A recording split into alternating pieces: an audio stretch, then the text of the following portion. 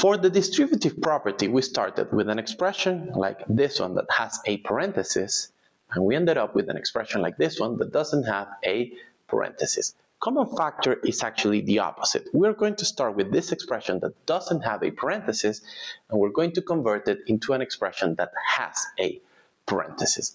How do we do this? We need to find, as the name says, something they have in common, something repeated. In this case, 2x plus 4, both the 2 and the 4 are divisible by 2, so our common factor is a 2. Then what do? We take each one of these terms and we divide it by the common factor. And yes, here we only have 2 terms, but if we have 3, 4, 5, 6, 7, 1,000 terms, we divide every single term by the common factor. Let's start. 2x divided by the common factor of 2. 2x divided by 2, the 2's cancel, we're left with an x, so we write it up. Then we go with the 4. 4 divided by the common factor of 2 is simply a 2, and we move it up. We're left with x plus 2, but we can't just simply divide by a random 2 in math. We need to compensate that by taking the common factor and multiplying it in front of the parentheses. So if we apply the distributive property here, we are left with the same expression we started with. So common factor and distributive properties are opposite of each other.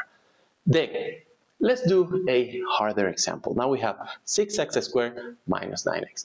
What do they have in common? Let's look at the numbers first. 6 and 9 are both divisible by 3, so our common factor is 3. But then we also have letters because both terms have an x in common. But which x is the correct x? Well, the common factor is always the x or the variable, whatever variable like y, z, m, whatever variable that is common that has the lowest exponents. So in this case, x to the power of 1 is the lowest exponent, that is our common factor, so it's not just a 3, it's a 3x. And what do?